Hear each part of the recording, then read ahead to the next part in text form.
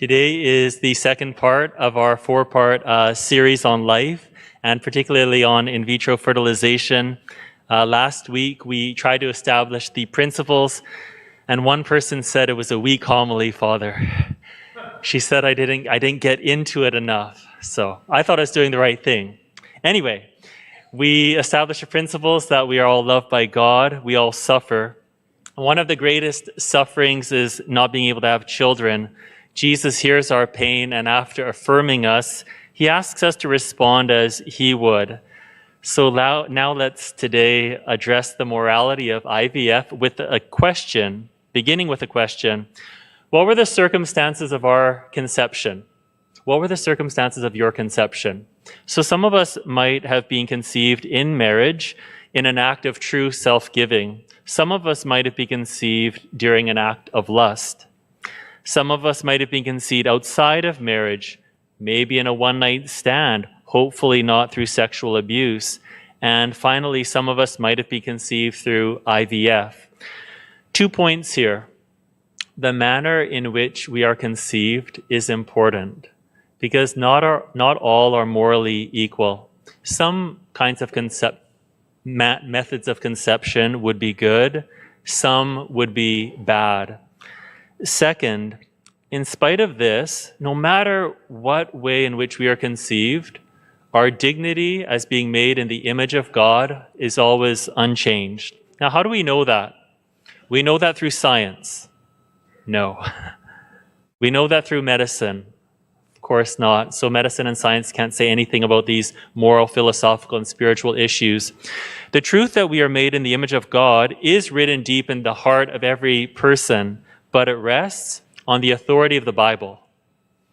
Today, the gospel focuses on the authority of Jesus, and we rely on his authority to know these truths that are sometimes obscured.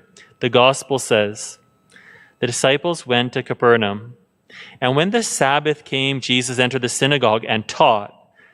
They were astounded at his teaching, for he taught them as one having authority, and not as the scribes. And then he uses his authority to cast out a demon, and the account concludes. They were all amazed, and they kept on asking one another, "What is this? A new teaching with authority. He commands even the unclean spirits, and they obey him." So it's on the authority of Jesus and the Bible that all people are persons. We are not things. We are subjects, not objects. All of us are a who, not a what. And that means you cannot treat a person like a thing. And this dignity accompanies us our whole existence, beginning at conception. It's really interesting. People, IVF specialists, they actually attest to the fact that life begins at conception, because the specialist is not interested in just having sperm and eggs. They're interested in achieving fertilization because they know that's when life begins. Now, since we are all persons, let's consider if we have a right to a child. So this is usually the well-intentioned starting point of a lot of couples. We don't have kids, we want to have kids. I have a right to have a child, so I'm going to use IVF. A right means we're entitled to something. We can demand it. We all have a right to life. We have a right to free speech. We deserve it. But do we have a right to a child? We would say no. Because children are subjects and not objects, you cannot lay claim to another person.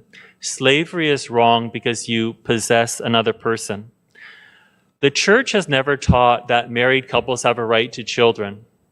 The church teaches that married couples have a right to the sexual embrace that procreates children. There's a difference. So whenever we speak of parental rights are a really good thing. We don't mean that parents possess their children. When we talk about parental rights, we mean the freedom of parents, the right of parents to be free from interference from, let's say, the government or strangers who want to meddle in the rearing of their children. So if we don't have a right to children because they are not objects, how should we view children? As gifts. So I mentioned last week where I'm following my friend Stephanie Gray, her book Conceived by Science, and this is what she says. A gift is a blessing, something bestowed generously and freely from one party to another. A gift can only rightly be given by the person who originally possesses the gift. If one human may not possess another, then who possesses a human? Our Creator, God, does. Let's now apply this teaching. There was a woman named Stephanie Levesque. She was a surrogate mother multiple times for different people. So that means that a father and mother would supply the sperm and the eggs. The child would be conceived in a lab and then implanted into Ms. Levesque. Now, the third time she did this, they discovered that her baby had heart problems at 16 weeks. And the mother and the father, the parents, they wanted to abort the child, but Ms. Levesque refused, and so the baby was born. There are multiple moral problems here. The father and the mother want to kill their child, but they can't because another woman is carrying the child. Also, they wanted to cut Levesque off from the future of the child. Now, that's very bizarre. You tell the woman who carried your child, you can't have any contact, but she's the woman who carried the child. But the third problem is Levesque said, surrogacy is the most beautiful gift you can give. She is giving a gift to another family.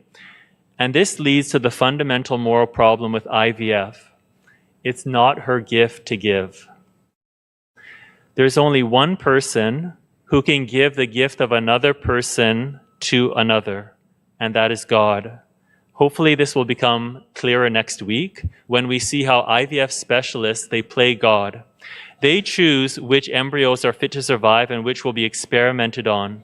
They choose how many to implant and then which ones will be frozen. And many parents who choose IVF will not accept a child with a serious defect. Why is that? Because they paid for a healthy baby. The baby is not seen as a gift. The baby is seen as part of a transaction. Now compare that with the general mentality of natural childbirth.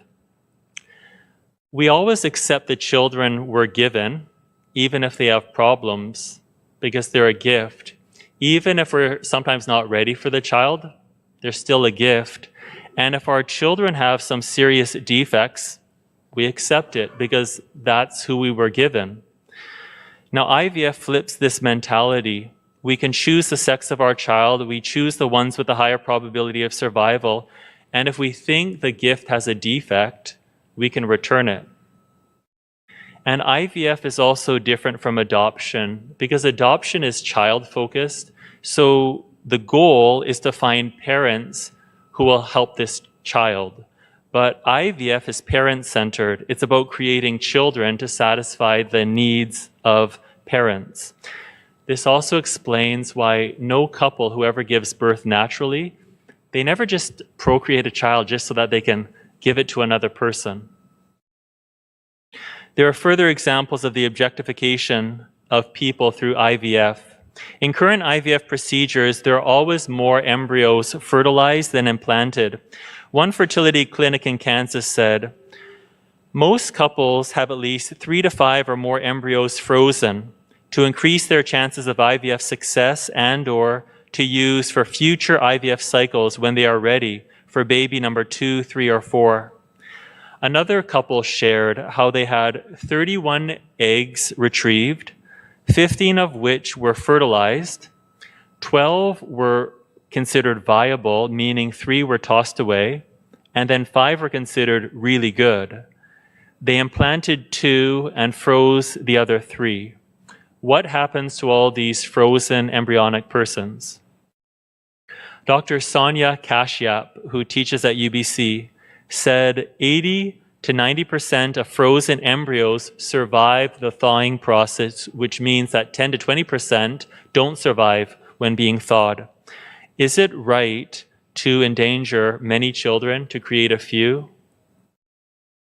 Years ago, a couple came to me asking, if they could do embryonic stem cell research to help one of their children, I said it would not be right to create one child to help another, because when they die, how would they be able to face the fact that one sibling was killed to help another?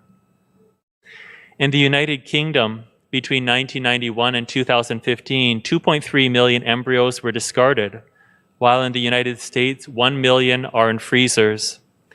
Of those who aren't selected to grow, some are experimented on because parents donate them for medical research. And finally, sometimes multiple embryos are implanted because it's probable that not all will grow.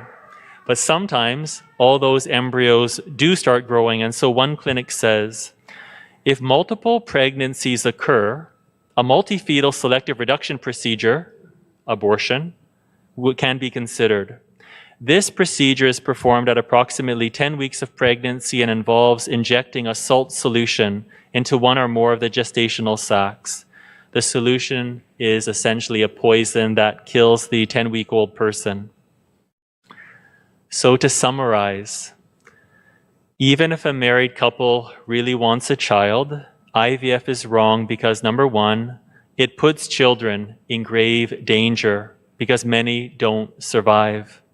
While it's true that none of us are guaranteed survival within our mother's wombs, the point with IVF is that it creates children and it puts them in an environment where they were never meant to be. Two, the process of IVF kills some embryos deemed unfit and experiments on others. And three, even if we were to solve these problems, the main problem would remain. Children are not our gift to give. Married couples do not have a right to a child because children are not objects. Hopefully this will become clearer next week when we talk about the commodification of humans and what to do when we can't have children of our own. Let's conclude with Jesus' mercy. Most people don't know IVF is wrong.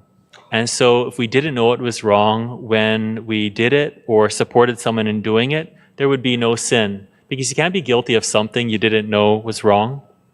One couple here has given me permission to share. They never knew that conceiving a child outside of the natural way was wrong until they read about it on the confession pamphlet. But they've gone to confession. They have not let it discourage them from loving Jesus with all their hearts. And so there's always hope. And hope is the reason we're doing 40 Days for Life in 2.5 weeks. When we stand outside BC Women's Hospital, we're not arguing with people. We're silent witnesses to the truth that God loves us, that we are not objects that can be manufactured and disposed of at will. And just as every one of us here have all sinned and experienced mercy, we want to proclaim that mercy to other people. Today, you've got the sign-up cards in your pews. Would you be able to pass those out right now, please? Just let everyone have a chance to look at them, please. Thanks so much. So at the end of Mass, we'll meet Liera, who's in charge of 40 Days this year, and she will explain more about these cards. But for now, you can just take a look at them. Jesus says, "The Son of Man came to seek out and save the lost." In this one verse, he teaches with authority that he wants to forgive every sin and that every person is so precious that they cannot be treated as an object, which is why he died and rose for them.